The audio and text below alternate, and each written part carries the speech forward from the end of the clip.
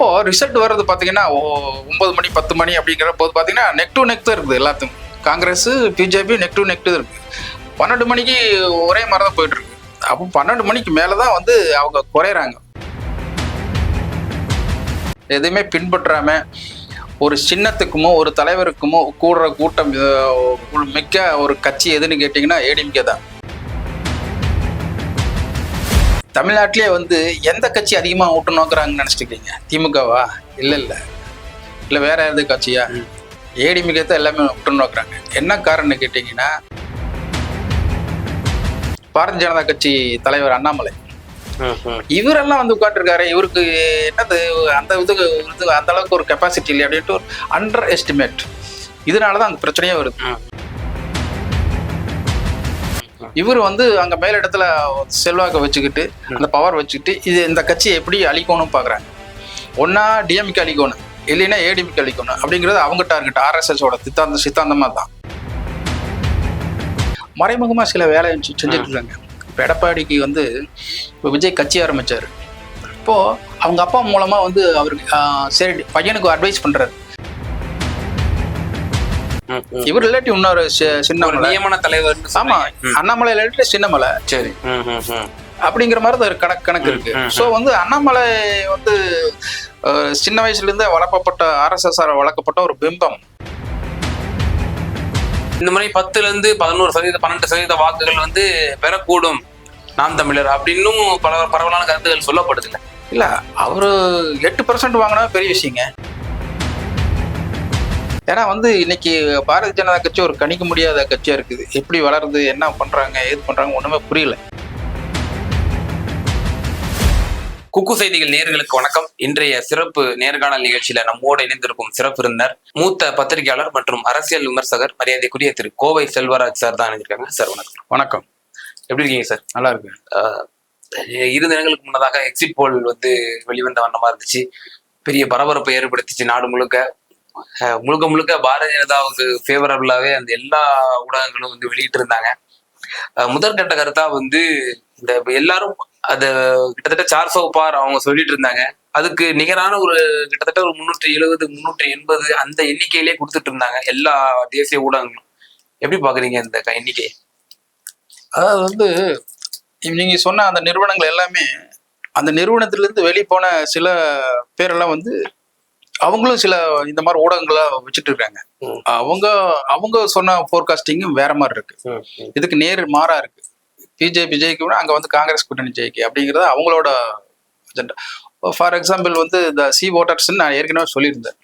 அதுல இருந்து வெளிவந்த சுரேஷ்குமார்ங்கிற வந்து கண்டிப்பா அதாவது காங்கிரஸ் கூட்டணி தான் முன்னணியில் இருக்கு. இது எப்படி இவங்க 300 சீட்டு 320 சீட் சொல்றாங்களோ அதே மாதிரி அவர் சொல்றது வந்து காங்கிரஸ் பிஜேபிங்க 300 சீட்டுன்னா இவங்க 320 சீட்டு தான் சொல்றாங்க. சரி, போர்காஸ்டிங் வந்து வேற மாதிரி இருக்கு.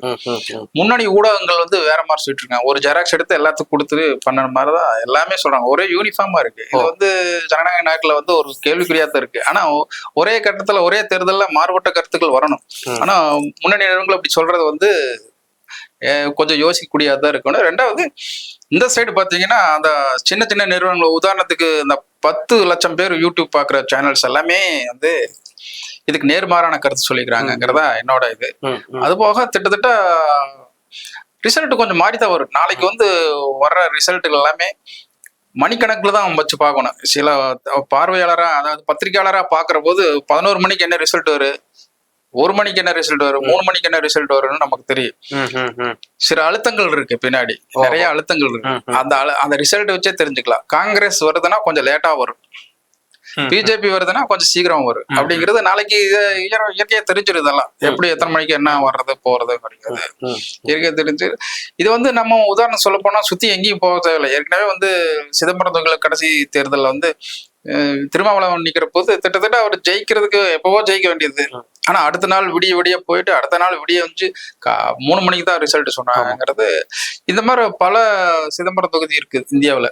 அந்த மாதிரி நாளைக்கு வரலாம், வரக்கூடும் அப்படிங்கிறதா இது. அப்படி இது ஸ்ட்ரகிள் ஆகிற போது காங்கிரஸ் கூட்டணி வந்து கொஞ்சம் அதிக சீட்டு பிடிக்குங்கிறத என்னோட கருத்தா இருக்கு, எதிர்பார்ப்பா இருக்கு. ஓகே, கடும் போட்டி ஒண்ணு எதிர்பார்க்கறீங்களா சார்? நிச்சயமா கடும் போட்டி இருக்கு. நெக் டு நெக் தான். ஃபார் எக்ஸாம்பிள் வந்து சென்ற கர்நாடக எலெக்ஷன்ல போன வருஷம் நடந்த கர்நாடக எலெக்ஷன்ல வந்து ஃபர்ஸ்ட் என்ன சொன்னாங்க, இது பிஜேபி தான் ஆட்சி அமைக்கினாங்க. ரெண்டாவது ரிசல்ட் என்ன சொல்றாங்க, நெக் டு நெக் அப்படின்னாங்க.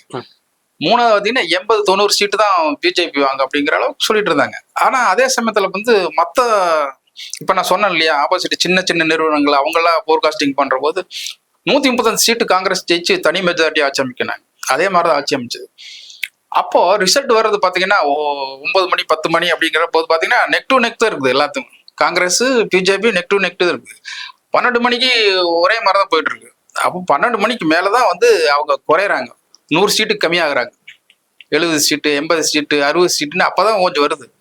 4 மணி வரைக்கும் இந்த இழுத்துட்டாங்க. ஆனா வந்து காங்கிரஸ் அப்படியே வச்சுட்டாங்க, 90 95 92 அப்படிதான் வச்சுட்டு இருக்காங்க. ஸோ வந்து கடைசியில் பார்த்தீங்கன்னா 135 சீட்டு வந்து கடைசி நேரத்துல தான் ஒரு 6 மணிக்கு மேலதான் இழுத்து கொண்டு வராங்க. ஓஹோ. இந்த மாதிரி கால சூழ்நிலை வந்து, அதாவது என்னதான் சொன்னாலும் வந்து தேர்தல் ஆணையம் வந்து பவர் பார்ட்டி எங்க இருக்குதோ அவங்கதான் அவங்க சொல்ற அளவுக்கு தான் போய் இருப்பான். ஆமா, இது அப்படித்தான் பத்திரிகையாளர் பார்வையில் வந்து அப்படித்தான் தெரியும். அதுதான் உண்மை, அப்படித்தான் போயிட்டு இருக்கோம். நாளைக்கு வந்து அப்படித்தான். இன்னைக்கு வந்து ராஜீவ்குமார் தேர்தல் ஆணையர், சீஃப் எலெக்ஷன் கமிஷனோட சேர்மேன், அவர் சொல்ற விதங்களெல்லாம் வந்து நல்லபடியா தேர்தல் நடத்தி வச்சுக்கிறாரு. ஆனா நாளைக்கு வந்து ரிசல்ட்னு அனௌன்ஸ் பண்ற போது அவங்க சொல்றபடிதான் நடக்கும். ஆளுங்கட்சி அதிகாரங்கள் இருக்கு. நான் வந்து நாட் ஓன்லி பிஜேபி மட்டும் சொல்ல, எல்லா கட்சியும் அப்படி இருக்கு அப்படிங்கறது யதார்த்தமான உண்மை. இப்போ ஓவராலா நம்ம பார்த்தாலும் இப்ப தமிழகத்துல கிட்டத்தட்ட இந்த பாண்டிச்சேரி உட்பட இந்த 40 தொகுதிகளையும் நம்ம எடுத்துக்கிட்டோம் அப்படின்னா பல ஊடகங்கள் வந்து திராவிட முன்னேற்ற கழக கூட்டணிக்கு வந்து ஃபேவரபிளா கொடுக்குறாங்க. பட் ஆனா எஸ்பெஷலி இந்தியா டுடே கருத்து கணிப்பு பார்த்தோம் அப்படின்னா திராவிட முன்னேற்ற கழகத்தினோட கூட்டணிக்கு 26 முதல் 30 சீட்டு தான் கிடைக்கும், மேக்சிமம் 10 சீட் அவர்கள் இழக்கக்கூடும் அப்படின்னு சொல்லி அவங்களோட கருத்து கணிப்பு வெளியிட்டு இருக்காங்க. மேலும் தந்தி டிவியினுடைய கருத்து கணிப்பு பார்த்தோம் அப்படின்னா 36 முதல் 39 கிட்டத்தட்ட ஸ்வீப்பு. ஆனா ஒரு 2-3 தொகுதிகள் வந்து ஒரு இழுபறியா இருக்கு, அது மட்டும் சற்று கொஞ்சம் கணிப்பதற்கு கொஞ்சம் சிரமமா இருக்கு அப்படின்ற மாதிரியான விஷயம் வெளிப்படுத்தி இருந்தாங்க. நீங்க எப்படி பாக்குறீங்க தமிழகத்தை பொறுத்தவரை இந்த கருத்து கணிப்புகள்? அதாவது என்ன சொல்லி கேட்டீங்கன்னா, எப்பவுமே வந்து தமிழ்நாட்டை பொறுத்த வரைக்கும் 2 அணி தான் இருக்கு. ஒண்ணு அதிமுக திமுக. எம்பி எலெக்ஷன் பொறுத்த வரைக்கும் மேக்சிமம் அப்படித்தான் இருந்துட்டு இருக்கு. ஆனா இந்த முறை பாத்தீங்கன்னா 3 முக்கோண ட்ரையாங்கிள் மேட்ச் மாதிரி இருக்கு. பிஜேபி வந்து புதுசா ஒரு டீம் கொண்டு வந்துக்கிறாங்க. அப்படிங்கிற போது வாக்காளர்கள் வந்து இப்போ நாம் தமிழர் சேர்ந்து வராங்க. அடுத்தது 4 அணியை எடுத்துக்கலாம். 4 அணியை எடுக்கிற போது திட்டத்தட்ட அது அதிக செலவு எண்ணிக்கை அப்படிங்கிற பாக்குற போது 3 அணி முன்னாடி வந்துடுறாங்க. நாம் தமிழர் வந்து அவங்களும் சில கெப்பாசிட்டிஸ் எல்லாம் இது பண்ணிக்கிறாங்க. இப்ப அவங்களுக்குன்னு ஒரு ஓட்டு வங்கி இருக்கு. கிட்டத்தட்ட அவங்க யார்கிட்ட இருந்து பிடுங்குறாங்க ஓட்டை அப்படிங்கிறது வந்து இது முக்கியமா பார்க்கப்பட. இளைஞர்கள் ஓட்டெல்லாம் வந்து யாருக்கு போகுது அப்படிங்கிறது இந்த தேர்தல் நல்லா தெளிவா சொல்லுவாங்க. ஏற்கனவே சில தேர்தல்கள் சொல்லியிருந்தாலும் இந்த வார வேற மாதிரி இருக்கு. இந்த இயற்கையா பாத்தீங்கன்னா திமுக கூட்டணி வந்து கொஞ்சம் வலுவான கூட்டணி. எல்லா கட்சியுமே கிட்டத்தட்ட திமுகவுக்கு ஒரு 30% இருக்குன்னா அடுத்து 12% காங்கிரஸ்க்கு, 2% விடுதலை சிறுத்தைகளுக்கு, எப்படி கம்யூனிஸ்டுக்கு 2 அப்படி எல்லாம் பாத்தீங்கன்னா எல்லா கட்சியுமே ஓட்டு வாங்கி வாக்கு வாங்கி வச்சுக்கிறாங்க. சோ வந்து அந்த அளவுக்கு வந்து இயற்கையா அவங்க ஸ்ட்ராங்கா இருக்கிறாங்க. இப்போ மெஜாரிட்டியான அதிகார பலம் ஒன்று, அதிகார பலம் 2வது, போலீஸ் எல்லாமே அவங்ககிட்ட இருக்கு. சொன்ன மாதிரி அவங்க வந்து திட்டத்தட்ட நல்ல மிகப்பெரிய வெற்றியா வர்றதுக்கு அதிக வாய்ப்பு இருக்கு. அதுக்கடுத்து பாத்தீங்கன்னா ஏடிஎம்கே தான். ஆனா கருத்து கணிப்புல என்ன சொல்லப்படுது அப்படின்னா, சில கருத்து கணிப்புல ஏடிஎம்கேக்கு கிடைப்பதற்கு கூட சீட்டு கிடைப்பதற்கு கூட வாய்ப்பு இல்ல, பாரதிய ஜனதாவுக்கு வேணா ஒரு 2-3 தொகுதிகள் வெற்றி பெறதுக்கான வாய்ப்புகள் இருக்குன்னு சொல்றாங்க. அதுல குறிப்பிடக்கூட தொகுதிகள் பார்த்தோம் அப்படின்னா திருநெல்வேலி, அதே போல தருமபுரி, கன்னியாகுமரி, கோவை, இந்த தொகுதியெல்லாம் மேற்கோள் காட்டுறாங்கல்ல. நீங்களும் கோவை இந்த மண்ணின் மைந்தர், கோவையை பொறுத்தவரைக்கும் ஸ்பெஷலி முதல்ல எப்படி சார்? உலகத்திலேயே ஒரு கொள்கை பிடிப்பு இல்லாத, ஒரு எதுவுமே இது இல்லாம, எதுவுமே பின்பற்றாம, ஒரு சின்னத்துக்குமோ ஒரு தலைவருக்குமோ கூடுற கூட்டம் மிக்க ஒரு கட்சி எதுன்னு கேட்டீங்கன்னா ஏடிஎம்கே தான். எம்ஜிஆர் இருந்தாரு, ஜெயலலிதா இருந்தாங்க. எம்ஜிஆர் பாடல்கள், நடிப்பு, பாட்டு, ஜெயலலிதா பாட்டு வந்த ஒரு கவர்ச்சி, இதுதான் ஏடிஎம்கே. இரட்டை இலை கடைசி வந்தாங்கன்னா ஓட்டு குத்திட்டு போயிட்டே இருப்பாங்க. 30%ங்கிறது சாலிடர். அது யார் இருந்தாலும் சரி. அதே வேலைதான் இப்பவும் பண்ணிட்டு இருக்காங்க. எடப்பாடிங்கிற ஒரு தலைவருக்காக எம்ஜிஆர், ஜெயலலிதா, இரட்டை இலை, எடப்பாடி, அவ்வளவுதான். 30% கன்சிடர்டா ஒழுகு. ஆனா 2019 அது சரிஞ்சது பாக்குறோம். நம்ம 20% வாக்குகள் தான் அவங்க பெற்றாங்க. வாக்குகளை பெற்றாலும் கூட அதை வந்து திட்டமிட்ட ஒரு சில விஷயங்கள் போயிட்டு இருக்கு. இன்னைக்கு பாருங்க, உன்னி வந்து அவங்க ஏறுமுகமா தான் இருக்கு. ஏடிஎம்கே வந்து எதுவுமே யாருமே எதுவும் செய்ய முடியாது. ஒன்னா டிஎம்கே இப்ப அண்ணா திராவிட முன்னேற்ற கழகம் இந்த முறை ஏதேனும் சில தொகுதிகள் வந்து வெற்றி பெறுவதற்கான வாய்ப்பு இருக்குன்னு நீங்க நினைக்கிறீங்களா? நிச்சயமா இருக்கு. அந்த மாதிரியான தொகுதிகள் எதுன்னு ஃபைண்ட் அவுட் பண்ணி சொல்லலாம். பொள்ளாச்சி தொகுதி, பொள்ளாச்சி, ஈரோடு, திருப்பூர், திட்டத்தட்ட இது கடலூர், இந்த தொகுதிகள்லாம் ஜெயிக்கிறதுக்கு அவங்களுக்கு வாய்ப்பு இருக்கு. எப்படின்னு கேட்டீங்கன்னா, அங்க வந்து சில தேர்தல் வேட்பாளர்கள் எல்லாம் கரெக்டா போட்டு இது பண்ணிக்கிறாங்க. அங்க நடக்கிற எதிர்கட்சி இப்ப திமுக இருக்கிற அவங்க வந்து சில விஷயங்களை கோட்டை விட்டுருப்பாங்க, அதை வந்து இவங்க கரெக்ட் பண்ணிருப்பாங்க. அந்த விஷயத்துல இந்த தொகுதிகள்லாம் வந்து ஜெயிக்கிறதுக்கு உண்டான வாய்ப்புகள் இருக்கு. அவங்க வந்து இந்த ஜேஎன்யூஸ்ல வந்து கிட்டத்தட்ட 24 தொகுதிகள் போட்டாலும் கூட ஒரு 6 தொகுதி வந்து அவங்களுக்கு சாதகமான நிலையில இருக்குன்னு சொல்ற நிலையில் இருக்கு. 6 தொகுதி சாதகமா இருக்கு. ஆனா இப்போ பல கருத்து கணிப்புகள் இப்ப வந்த வண்ணமா இருக்கு. திமுக கூட்டணி ஸ்வீப் ஆயிடும், மேக்சிமம் 1-2 தொகுதி வேணா ஒரு இழுபறியில போகலாம் அப்படின்னு சொல்றாங்க. அப்போ திமுக கூட்டணி ஸ்வீப் ஆகும் பட்சத்துல பிரதான எதிர்கட்சியா இருக்கக்கூடிய அதிமுகவுல வந்து ஏதேனும் சலசலப்பு ஏற்பட வாய்ப்பு இருக்கிறதா? ஏதேனும் நம்ம எடப்பாடியார் தலைமையிலான அந்த அதிமுக ஏதேனும் சலசலப்பு ஏற்படும் நீங்க நினைக்கிறீங்களா? கரெக்டான கொஸ்டின். இன்னைக்கு வந்து தமிழ்நாட்டிலேயே வந்து எந்த கட்சி அதிகமா ஓட்டு நோக்குறாங்கன்னு நினைச்சிட்டு இருக்கீங்க? திமுகவா? இல்ல வேற எந்த கட்சியா? ஏடிஎம்கே தான் எல்லாமே ஓட்டு நோக்குறாங்க. என்ன காரணம்னு கேட்டீங்கன்னா, ஒரு கிராமத்துல இருந்து வந்திருக்காரு, ஒரு 4.5 வருஷம் முதலமைச்சரா இருந்துட்டாரு. ஒரு கட்சிக்கு பெரிய ஒரு 30% வச்சுக்கிற ஒரு கட்சிக்கு இது பொதுச் செயலாளர் இருக்காரு. இவரை விட்டு வைக்கிறாமா அப்படின்ட்டு ஒரு படித்தவர்கள், ஒரு பத்திரிகையாளர்கள் கூட, நம்ம கூட அந்த அளவுக்கு தகுதி, இவரு எடப்பாடி நம்ம தகுதியா, எல்லாருமே அந்த இடத்துல உட்காந்து தன்னை பொருத்தி பார்ப்பாங்க. இப்ப அந்த வேலை தான் நடந்துட்டு இருக்கு. அந்த பொருத்தி பார்க்கிற வேலையில வந்து அதிகமா அது ஈடுபடுறது பாரதிய ஜனதா கட்சி தலைவர் அண்ணாமலை. இவரெல்லாம் வந்து உட்காந்து இருக்காரு. இவருக்கு என்னது அந்த அந்த அளவுக்கு ஒரு கெப்பாசிட்டி இல்லை அப்படின்ட்டு ஒரு அண்டர் எஸ்டிமேட். இதனாலதான் அங்க பிரச்சனையே வருது. இவர் வந்து அங்க மேல இடத்துல செல்வாக்க வச்சுக்கிட்டு, அந்த பவர் வச்சுக்கிட்டு, இந்த கட்சியை எப்படி அழிக்கணும்னு பாக்குறாங்க. ஒன்னா டிஎம்கே அழிக்கணும், இல்லைன்னா ஏடிஎம்கே அழிக்கணும் அப்படிங்கிறது அவங்க டார்கெட். ஆர்எஸ்எஸோட சித்தாந்தமா தான். அதன் அடிப்படையில பாக்குற போது திமுக அழிக்க முடியாது, அவங்க அதிகாரத்தில் இருக்காங்க. அடுத்து யாருன்னு பாத்தீங்கன்னா இவங்க இருக்காங்க. அதாவது டாக்டர் ராமதாஸ் ஒரு விஷயத்த சொன்னாரு. அதாவது திமுகவுக்கும் அதிமுகவுக்கு உள்ள வித்தியாசம் என்ன அப்படிங்கிற கேட்கறது, திமுக வந்து தலைமை நல்லவங்க, ஆனா தொண்டர்கள் மிகப்பெரிய கெட்டவங்க. ஆனா அதிமுக வந்து தலைமை கெட்டது, தொண்டர்கள் மிக நல்லவங்க அதிமுகவுல அப்படின்னு சொன்னார். அதன் அடிப்படையில் பாத்தீங்கன்னா தொண்டர்கள் ரொம்ப நல்லவங்க அதிமுக வந்து வீழ்த்த முடியுமா? தொண்டர் எல்லாமே அங்க தலைவன் தான். இப்போ ஜெயக்குமார் சொல்ற மாதிரி, முன்னாள் அமைச்சர் ஜெயக்குமார் 1.5 கோடி தொண்டர்கள், 1.5 கோடி தொண்டர், அத்தனை பேருக்கு 1.5 கோடி இருக்கிறாங்களா இல்லையான்னு எனக்கு தெரியாது. 1.5 கோடி இருக்கிறதுக்கு வாய்ப்பும் இல்லை. ஆனா 1.5 கோடி தொண்டர்கள் இருக்கிற ஜெயக்குமார் சொல்ற மாதிரி அந்த தொண்டர்கள் எல்லாம் வீழ்த்த முடியாது, அந்த கட்சியை அழிக்க முடியாது அப்படிங்கறதுதான் ஒரு அதாவது எனக்கு தெரிஞ்சு ஒரு பத்திரிகையாளரா என்னோட பார்வையில வந்து அதிமுக அழிக்க முடியாது. என்னதான் சூழ்நிலை வந்தாலும் சரி, மறைமுகமா சில வேலையை செஞ்சுட்டு இருக்காங்க. இப்ப எடப்பாடிக்கு வந்து விஜய் கட்சி ஆரம்பிச்சாரு. இப்போ அவங்க அப்பா மூலமா வந்து அவருக்கு சரி பையனுக்கு அட்வைஸ் பண்றாரு, நீ புதுசா கட்சி ஆரம்பிச்சுக்கிற, எடுத்துமே நீ தனிப்பட்ட முறையில் நின்னா உனக்கு பொருளாதார ரீதியாகவோ இல்ல தொண்டர்கள் ரீதியாகவோ இல்ல பூத் கமிட்டியாகவோ அங்க வாக்காளர்கள் கொண்டு போய் உனக்கு எதுக்குமே முடியாது, பேசாம ஏடிஎம்கே கூட சேர்த்துக்காங்கிறாங்க. இப்ப அவரும் பேச்சுவார்த்தை நடத்திக்கிறாரு, எடப்பாடி கிட்ட பேச்சுவார்த்தை நடத்திக்கிறாரு.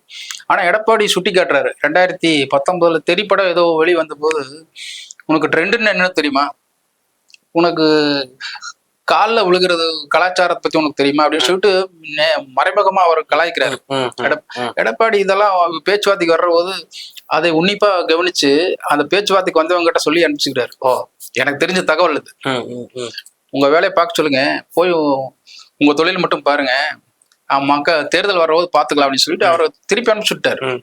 சோ வந்து விஜயே கூட்டணிக்கு வர்றாரு. விஜய்க்கு வந்து 15% 19% ஓட்டு இருக்குன்னுங்கிறாங்க. இப்ப அவர் வந்து ஈஸியா சேர்த்துக்க முடியும் அடுத்த எலெக்ஷனுக்கு.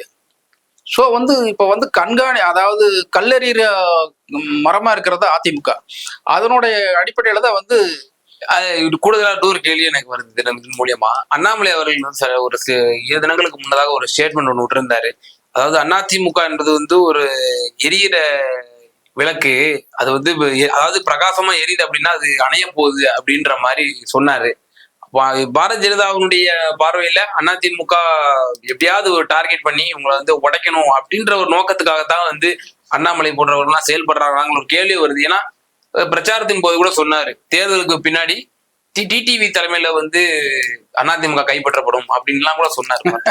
அதாவது டிடிவி இது எந்த அளவுக்கு எடுத்துக்காருன்னு தெரியல. ஆனா அவரு கொஞ்சம் அரசியல் அறிவாளி. டிடிவி பொறுத்த வரைக்கும் இது ஆசை வார்த்தைங்கிறது வந்து அவருக்கு தெரியும். ஏன்னா ஒரு ஆள் உனக்கு பக்கத்துல பாயாசம் போடு அப்படிங்கிற கதை தான். உன்னை வச்சு நான் இது பண்றேன். ஓப்பனா ஒரு 50,000 பேர் கூற இடத்துல வந்து இப்படி சொல்லிட்டு இப்ப அவர் வந்து யதார்த்தமா அரசியல் புரிஞ்சவர் டிடிவி தினகரன். அவருக்கு என்ன இவர் என்ன நோக்கத்தோட சொல்றாருங்கிறது தெரியும். ஆனா அந்த இடத்துல கொண்டு போய் டிடிவி அவர் நிக்க உட்கார வச்சிருவாரு. அவரு அண்ணாமலை இவரு தன்னோட நிலைநிறுத்திக்காக எவ்வளவு போராடுறாருன்னு அவருக்கு தான் தெரியும். வெளிப்படையா எங்களை போன்ற பத்திரிகையாளருக்கும் புரியும். அவருக்கு வந்து இந்த தேர்தலே வந்து தமிழ்நாட்டுல வந்து சம பர்சன்டேஜ் அவங்க டார்கெட் வச்சுக்கிறாங்க. அந்த பர்சன்டேஜ் இவர் எடுக்கலைன்னா இன்னொரு அண்ணாமலை வருவாங்க அங்க அந்த பதவி. இவர் இல்லாட்டி இன்னொரு சின்னமலை நியமன தலைவர். ஆமா, அண்ணாமலை இல்லாட்டி சின்னமலை. சரி, அப்படிங்கிற மாதிரி தான் கணக்கு இருக்கு. சோ வந்து அண்ணாமலை வந்து சின்ன வயசுல இருந்து வளர்க்கப்பட்ட RSS வளர்க்கப்பட்ட ஒரு பிம்பம். அவ்வளவுதான். இது மாதிரி ரொம்ப அண்ணாமலை நூத்துக்கணக்கான அண்ணாமலை RSS வளர்த்து வச்சிருக்கு. இவர் உங்களோட கணிப்பின்படி தமிழ்நாட்டுல என்டிஏ அலையன்ஸ் எஸ்பெஷலி பிஜேபிக்கு எந்த ஒரு தொகுதியும் வெல்வதற்கான வாய்ப்பு இல்லை அப்படின்னு நீங்க உறுதியா சொல்றீங்களா? எனக்கு தெரிஞ்சு வேலூர் தொகுதி ஒரு அளவுக்கு வாய்ப்பு. ஏசி சண்முகம் அவர்கள். ஏசி சண்முகக்காக நான் சொல்ல வரல. அங்க நின்ன துரைமுருகனோட மகன் இருக்காரு கதிர் ஆனந்த் அவரோட வாயினால அவர் தோப்பாரு. ஓஹோ. அதனால பிஜேபியோட வளர்ச்சியோ இல்ல ஏடிஎம்கேயோட செல்வாக்கோ அங்க ஜெயிக்கிறதுக்கு வாய்ப்பு இல்ல. அங்க வந்து சண்முகம் அவர்கள் கதிர் ஆனந்தோட வாயினால தோப்பாரு. அவ்வளவுதான். இதுக்கு வந்து திமுகவோட மேலிடத்துக்கே தெரியுது. அங்க தோத்தாங்கன்னா கதிர் ஆனந்தத்தோட வாயாலையும் அவங்க அப்பாவோட சில அண்டர் கிரவுண்ட் வேலையினாலையும் அது இன்னொரு அதிருப்தி இருக்குன்றீங்க. பயங்கரமா இருக்கு. ஏன்னா கடந்த தேர்தலே பாக்குறோம் 750 ஓட்டுல தான் ஜெயிச்சாரு அவரு. அவருடைய மகன் கூட இடைத்தேர்தல் வந்த போது கூட 8,000 வாக்குகள் வித்தியாசம் தான் ஜெயிச்சாரு. சோ வந்து அவங்க மேல அதிர்ச்சி. அதை பார்த்தா ஒருத்தன் பிடிக்கல அப்படிங்கறத விட பிடிக்காது வேற எவனாவது போடுவோம் அப்படிங்கறதான் மைண்ட் செட்ல போவாங்க. அந்த இதுலதான் பிஜேபிக்கு அங்க வாய்ப்பு இருக்கு. ஆனா மீண்டும் திராவிட முன்னேற்ற கழகம் அவரை இறக்கிருக்காங்க அப்படின்னா அது வந்து தலைமைக்கு கொடுத்த அழுத்தம் தான். தொண்டர்கள் யாருமே அங்க இருக்க எனக்கு தெரிஞ்சு நிர்வாகிகள் கட்சியோட லோக்கல் இருக்கிற நிர்வாகிகளுக்கு வந்து யாருக்குமே பிடிக்கல. அவங்க ஒழுங்கா வேலை செய்யல. இப்போ போன தேர்தல்ல சுப்லட்சுமி ஜெகதீசன் தோக்கடிச்சாங்க சத்தியமங்கலத்துல. எப்படி அந்த அம்மா என்ன ஸ்டேட்மெண்ட் விட்டாங்க? திமுகனாலதான் நான் தோத்தேன்னு சொன்னாங்க. அதே மாதிரி கட்சியில இருந்து விலகினாங்க. அதே மாதிரி இவர் தோத்தாலும் சொல்ல மாட்டாரு வெளியே. ஏன்னா அவங்க அப்பா பொதுச் செயலாளர் இருக்காரு. அதனால அது சொல்ல மாட்டாரு. ஏன்னா அப்போ அவங்க அப்பாவே தோக்கடிச்சாரு அப்படிங்கிற மாதிரி ஆயிரும்ல. இது வந்து இருதொழி கொழும்பு மாற. அதனால வந்து ரெண்டு பக்கமும் மத்தளம் அடி வாங்குற மாதிரி. அதனால சொல்ல மாட்டாரு அவரு. அந்த தொகுதி வந்து எனக்கு திரும்ப ஒண்ணு இருக்குது. அடுத்தது வந்து இப்ப சில நெல்லையும் ஒரு மாறு இருக்குது. அதே சமயத்துல இந்த கோவை வந்து வாய்ப்பு ரொம்ப கம்மிதான். கடைசி நேரத்துல திமுகவுக்கு ஏதாவது ஒரு எட்ஜ் இருக்குன்னு பாக்குறீங்களா கோவையில? ஏன்னா அவங்க எஸ்பி வேலுமணி இருக்காரு. கோவையோட அவர் சட்டமன்ற தேர்தலில் கூட 9 தொகுதிகளும் வந்து வெற்றி பெற்றாங்க அதிமுக.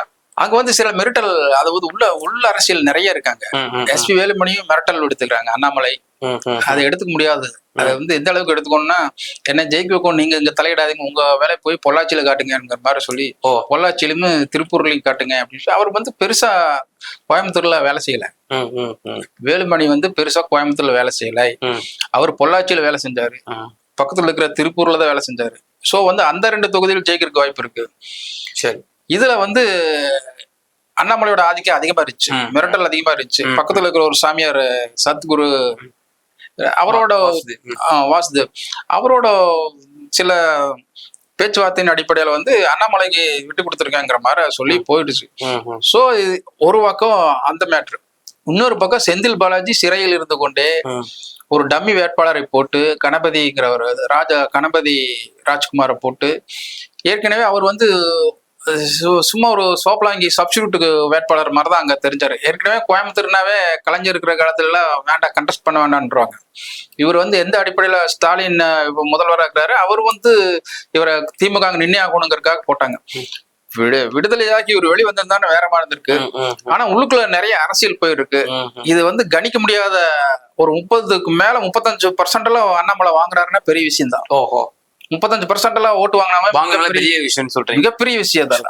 அதே போல சார், இப்போ மேலும் வந்து குறிப்பா உற்று நோக்குவது வந்து அரசியல் விமர்சகரால நாம் தமிழர் சீமான் தொடர்ச்சியா வந்து வாக்கு சதவீதத்தை வந்து ஒரு உயர்த்திட்டே வந்துட்டு இருக்காரு.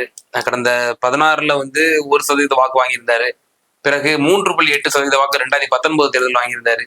மேலும் கடந்த சட்டமன்ற தேர்தலில் 6.8 உச்சத்துக்கு அவ்வளவு வந்திருக்காரு பாக்குறோம். இந்த முறை கடந்த முறை போலவே வந்து ஜம்ப் ஆகக்கூடிய வாய்ப்புகள் இருக்கா, இல்ல அவருடைய இந்த சின்னம் பறிப்பு இந்த விஷயங்கள் எல்லாம் நடந்துச்சு, இந்த கடந்த வாக்கு இந்த தக்க வைக்கிறதுல அவருக்கு சிரமம் இருக்கும் நீங்க பாக்குறீங்க? அப்படி பாக்குறீங்க? கண்டிப்பா சிரமம் இருக்கு. அவருக்கு சென்ற தேர்தலும் சரி மற்ற இதுலயும் சரி மைக்கு சின்ன அவங்களுக்கு கொடுத்திருந்தா கூட கிட்டத்தட்ட அவர் வந்து வளர்ச்சி ஒரு கட்டத்துக்கு மேல வளராது. எந்த ஒரு கட்சியுமே வந்து ஒரு தேர்தல் 2 தேர்தல் அதிகபட்சமா 3 தேர்தல் அதுக்கு மேல போச்சுன்னா அந்த அந்த சதவீதத்துக்கு மேல போகவே போகாது, அப்படியே இருந்து போகணும். ஏதோ ஒரு பெரிய சம்பவங்கள் நடந்தா தான் அவங்க மேல வர முடியும். இப்ப வந்து நாம் தமிழரோட கிராஜுவல் அப்படியே போயிட்டு இருக்கிறது வந்து அப்படித்தான் இருக்கு. அதிகமா ஓட்டுகள் சதவீதம் வாங்க முடியாதுங்கிறதா தேர்தலுக்கு பின்னாடி பாக்குற சூழ்நிலை. ஏன்னு கேட்டீங்கன்னா பல காரணங்கள் இருக்கு. ஒரே மாதிரி பிரச்சாரம், ஒரே மாதிரி குற்றச்சாட்டுகள், யாருமே இது பண்றது இல்ல. அப்புறம் அந்த மாதிரி சூழ்நிலை அப்படியே ஒண்ணு போயிட்டு இருக்கு. ஒண்ணு. ரெண்டாவது வந்து புது வாக்காளர்களை வர்றதுக்கு அப்புறம் கவர்ச்சிங்கிறது வந்து இப்போ அண்ணாமலைக்கும் பிஜேபிக்கும் கிட்டத்தட்ட நாம் தமிழருக்கு தான் அதிகம் போட்டிடுச்சு. இதுல வந்து பிஜேபி ஓரளவுக்கு கொஞ்சம் மேல போறாங்க. ஓஹோ, ஆமாமா, கண்டிப்பா மேல போறாங்க, இன்னும் சொல்ல முடியாது. தனிப்பட்ட முறையில அவங்களுக்கும் வாக்கு சதவீதம் அதிகரிக்கும் அப்படிங்கறத யதார்த்தமான உண்மை. இந்த மாதிரி 10% 11%, 12% வாக்குகள் வந்து பெறக்கூடும் நாம் தமிழர் அப்படின்னும் பரவலான கருத்துகள் சொல்லப்படுது இல்ல? இல்ல, அவரு 8% வாங்கினா பெரிய விஷயங்க. ஓஹோ, ராம் தமிழர் கட்சி 8% வாங்கினாலே மிகப்பெரிய விஷயம். ஓஹோ, அது 8 ரீச் ஆவாங்களாங்கிறது சந்தேகக்குரிய. 8 வாங்கிட்டாங்கன்னா அவங்க வந்து ரிஜிஸ்டர்டு பார்ட்டியா? ஆமா, 8 அங்கீகரிக்கப்பட்ட கட்சி. ஆமா, அந்த அளவுக்கு போறது அப்படிங்கறதா மிகப்பெரிய விஷயமா இருக்குது. ஆனா 8 தொடுவாங்களாங்கிறது வந்து சந்தேகம் தான். இல்ல, எதனால இந்த சிரமம் அவங்களுக்கு இருக்கும் நீங்க நினைக்கிறீங்க? குறிப்பா இந்த சின்னம் பறிப்புனாலவா, என்ன ஃபேக்டர்ஸ்னால அவங்களுக்கு வந்து இந்த ஏற்கனவே வாங்கிக்கிறக்கூடிய இந்த 6.8% வாக்குகளே வந்து தக்க வைக்கிறது சிரமமா இருக்குன்னு சொல்றீங்க? நிச்சயமா அது வந்து பல காரணங்கள் இருக்கு. இப்போ கொள்கையில, அதாவது வளர்ச்சிங்கிறது வந்து என்ன, இப்போ ஒரு ஒரு பயிருக்கே நம்ம வளர்ச்சி விடுறோம்னா சும்மா சாதாரணமா விட்டா அது ஓரளவுக்கு தான் வளர்ந்து நிற்கும். அதுக்கு ஒரு ஊட்டச்சத்து, தேவையான தண்ணீர், அதிகப்படியான பாதுகாப்பு இதெல்லாம் கொடுக்குற போது அது நல்லா வளர்ந்து நிற்கும். மற்ற பயிர்களை காட்டிலும் அது வளர்ந்து நிற்கும். அந்த மாதிரிதான் அது அரசியலுமா அப்படித்தான். இப்போ ஒரே ஆங்கிள் கூடாது, நான் தனியா தான் நிற்பேன், தனியா தான் சுத்துவேன் அப்படிங்கிறது வந்து அவருக்கு மிகப்பெரிய டிராபேக். ஓஹோ, ஒண்ணு. ரெண்டாவது கொள்கையில அதை ஒரே மாதிரி பேசுறது, சில பேர்த்த அரவணைச்சு கொண்டு போறது, சில தொகுதிகள்ல ஒரு யாராவது மாத்தலாம் போலாம், சின்ன சின்ன கட்சிகள் இருக்கு அவங்களோட இது பண்ணிக்கலாம். இப்போ மாற்று கட்சியில இருந்து வர்றவங்கள அவங்க வந்து நாம் தமிழர் சின்னத்துல நிக்க வைக்கலாம் அப்படிங்கிற ஒரு சின்ன சின்ன ஒரு மாநில டிராபேக். தனித்து நிக்கிறதுனால டிராபேக்னு சொல்றீங்க, ஆனா தனித்து நின்றதுனாலதான் வந்து இந்த சதவீதத்தை அவர் வந்து பெற்று இருக்கிறாரு. எத்தனை காலத்துக்கு போயிட்டு இருப்பாரு, இப்படியே எத்தனை காலத்துக்கு டிராவல் நடந்துட்டே இருக்கு. எத்தனை காலத்துக்கு போயிட்டு உங்களுக்கு என்ன எண்ட் ஆஃப் கார்டு என்ன? பல அரசியல் திறனாய்வாளர்கள் என்ன சொல்றாங்கன்னா முடிவு என்ன, கேஜ்ரிவால் மாதிரி அவர் வந்து ஒரு பூஸ்டப் ஆவார் சார். வந்தாருன்னா 2 தேர்தலே வந்து கேஜ்ரிவால் எல்லாம் ஒரு தேர்தல வந்துட்டாரு சார், 2வது தேர்தல் ஆட்சி பிடிச்சிட்டாரு சார். இவரு ஒரு தேர்தல் 2 தேர்தல் 11 வருஷம் மேடையில பெருமையா பேசிட்டு இருக்காரு, 15 வருஷமா கத்திட்டு இருக்கிறேன்னு. உங்களோட சுத்திட்டு இருக்கிறவங்கள நீங்க பாதுகாத்தீங்களா? இல்ல அவங்களுக்கு ஏதாச்சும் வளர்ச்சி ஏதாச்சும் உண்டா? எந்த வளர்ச்சியும் கிடையாது. வர்ற கட்சி நடத்துறதுக்கு உண்டான செலவு, போற போக்குவரத்து, மத்த இதுதான் அப்படித்தான் போயிட்டு இருக்கு. யாரோட சில விஷயங்கள்ல ஒத்து போகணும். தனிப்பட்ட முறையில எந்த தனிமரம் தோப்பாகாது. அதனால வந்து வரும் காலத்துல எல்லாம் வந்து மாற்றம் இருந்தா தான் இருக்கு. எத்தனை காலத்துக்கு வைகோ இப்படித்தான் கட்சி நடத்தினாரு. நான் வந்து செல்கின்ற முற்பாதை, நான் கரடு முரண பாதை, பின்னாடி வர்றவங்க இஷ்டம் இருந்தா வாங்கினாரு. கடைசியில என்னாச்சு? கட்சியே இன்னைக்கு வந்து ஒரு சீட்டுக்கு வந்து திமுக அழுதுட்டு உட்காந்துருக்காங்க. அந்த நிலைமை தான் ஆகும். இவர் வந்து இது இளமையா இருக்கிற போதே இப்பவே தன்னை மாத்திக்கிட்டாருன்னா எதிர்காலத்துல ஒரு எதிர்பார்ப்பு இருக்கலாம். இல்லைன்னா இந்த தேர்தல் எப்பவுமே கம்யூனிஸ்ட் மாதிரி ஒரு 2%, 5% ஓட்டு வாங்கிட்டு கத்திட்டே இருக்க வேண்டியதா, போராட்டம் நடத்திட்டு அதே லெவல் தான் இருக்க வேண்டியதுதான். ஒரு இறுதியான கேள்வி சார். இப்ப நீங்க பேசும்போது கூட குறிப்பிட்டிருந்தீங்க, நாம் தமிழரை விட சற்று பாரதிய ஜனதா முன்னிலை பெறுவது போல எனக்கு தெரியுது அப்படின்ற விஷயம் சொல்லியிருந்தீங்க. அப்படி இருக்கும் பட்சத்துல சீமான் அவர்களும் வந்து ஒரு பிரஸ் மீட்ல வந்து சேலஞ்சும் பட்டாரு. நாம் தமிழ், அதாவது பாரதிய ஜனதாவை விட நான் வந்து அதிகமான வாக்கு வாங்கி காட்டல அப்படின்னா என் கட்சியை கலைக்க நான் தயாரா இருக்கேன் அப்படின்னு சொல்லி ரொம்ப ஆக்ரோஷமான அந்த ஒரு சேலஞ்சு ஒண்ணு பண்ணாரு. எப்படி பாக்குறீங்க? கிராஸ் பண்ணிடுவாரா பாரதிய ஜனதா வாங்கக்கூடிய வாக்குகளை விட? அத வந்து இவரு பொறுத்த வரைக்கும் நாம் தமிழர் சீமான பொறுத்துக்கு 40 தொகுதியில் நிக்கிறாங்க. ஆனா இவங்க 23 தொகுதியில் தான் நிக்கிறாங்க. இப்ப அது வந்து அதை கூட நாளைக்கு கணக்கிட்டு காட்டி இதெல்லாம் நான் இப்படி பண்ணா அப்படி பண்ணான்னு கூட சொல்றதுக்கு வாய்ப்பு இருக்கு. நான் வந்து இவ்வளவு தொகுதி இவ்வளவு பர்சன்டேஜ் வாங்கிக்கிறேன், உன்னால முடிஞ்சதா அப்படிங்கிற மாதிரி அப்படி கூட சொல்றதுக்கு வாய்ப்பு இருக்கு. ஆனா வந்து இது எதன் அடிப்படையில் வந்து அவ்வளவு சேலஞ்சா பாஜக வந்து அவ்வளவு சிறுமைப்படுத்தி ஒரு டார்கெட் பண்ணிக்கிறது வந்து அவருக்கு உண்டான ஒரு அவர் மேல வச்சுக்கிற ஒரு நம்பிக்கை தான் காட்டுதுன்னு தான் சொல்லணும். ஆனா அரசியல்ல வந்து நெளிவு சுழிவு தெரிஞ்சவங்களுக்கு எப்படி வேணாலும் மாறலாங்கிறது வந்து அவர் புரிதல் இல்லாததுனாலதான் அவர் சொல்றாரு. அப்படி வந்து அப்பட்டமா அப்படி பேச்சு கிடையாது. இப்ப அதுக்கு முதிர்ச்சியற்ற பேச்சு தான். ஆனா வந்து அண்ணாமலை அதுக்கு அதே பதில் சொல்லியிருக்காரு. என்ன சொன்னாரு? பதில் சர்காஸ்டிக்கா சொன்னாரு. அதாவது சீமான் அண்ணா வந்து விஜயலட்சுமி எப்பப்பெல்லாம் வந்து இந்த மாதிரி வீடியோ போடுறாங்களோ அவங்களுக்கு எல்லாம் பதில் சொல்ல மாட்டாங்க, அப்ப என் மேல வந்து கொந்தளிப்பாரு சீமான் அண்ணா அப்படின்னு சொல்லிட்டு நான் வாங்குற வாக்குகளை 50% நாங்க டிஸ்கவுண்ட் பண்ணிடுறோம், 50% நீங்க கிராஸ் பண்ணா போதும் அப்படின்னு சொல்லி அண்ணாமலை அவர்கள் பதிலடி கொடுத்தாரு. அதாவது வந்து இப்ப யார் அண்ணா யாரு தம்பிங்கிறது தெரியல. அதாவது அறிவியல் முதிர்ச்சியா அண்ணாமலை வந்து தம்பி என்னதான் கூட அண்ணா எப்படி கலாய்க்கிறாரு பாத்தீங்களா, எப்படி சொல்றாரு பாத்தீங்களா, எதை கொடிட்டு எதிர்த்து காட்டி இது பண்றாங்களா. இது வந்து அரசியல் நுண்ணறிவுன்னு சொல்லுவாங்க. அந்த நுண்ணறிவுங்கிறது வந்து வேகத்துல வார்த்தைகளை விடக்கூடாது. வார்த்தையை விட்டோம்னா பொது மேடையில் வார்த்தை விட்டா நாளைக்கு வந்து வெளிக்காட்ட முடியாது. அதுக்கு என்னதான் பதில் சொல்லி குப்புற இருந்தாலும் மீசல மண்ணோட்டல அப்படிங்கிற கதையா தான் போயிடும். ஏன்னா வந்து இன்னைக்கு பாரதிய ஜனதா கட்சி ஒரு கணிக்க முடியாத கட்சியா இருக்குது. எப்படி வளருது, என்ன பண்றாங்க, ஏது பண்றாங்க ஒண்ணுமே புரியல. ஆனா அதுக்குன்னு சில புது வாக்காளர்ஸ் 30% இப்போ ஓட்டு போடுறதுல 30% ஓட்டு போடுறாங்க. திமுகவோ அதிமுகவோ அங்க போகல, இங்கதான் நின்று இருக்காங்க. நாம் தமிழரா இல்ல இதுவா பிஜேபியா அப்படிங்கறத நின்று இருக்காங்க. அந்த 30% 50% பேரு கிட்டத்தட்ட 20% 2 பேருக்கு தான் போறாங்க. ஓகே, அந்த பழைய கட்சிக்கு யாருக்கும் போல. சோ வந்து இந்த 20% இவங்க தான் வருது. இப்ப வந்து அந்த 20% வந்து பிஜேபிக்கு வந்துச்சுன்னா இப்ப அங்க வந்து சீமான் வந்து தோத்துருவாரு தானே இருந்தா, அதுக்கும் வாய்ப்பு இருக்கு. அதை வச்சுதான் இவரு அண்ணாமலை சொல்றாரு அரசியல்ல 2+2 4 இருக்கக்கூடிய அவசியம் இல்ல, 2+2 0 கூட இருக்கலாம் அப்படின்னு சொல்லி எப்படி வேணாலும் மாறலாம்.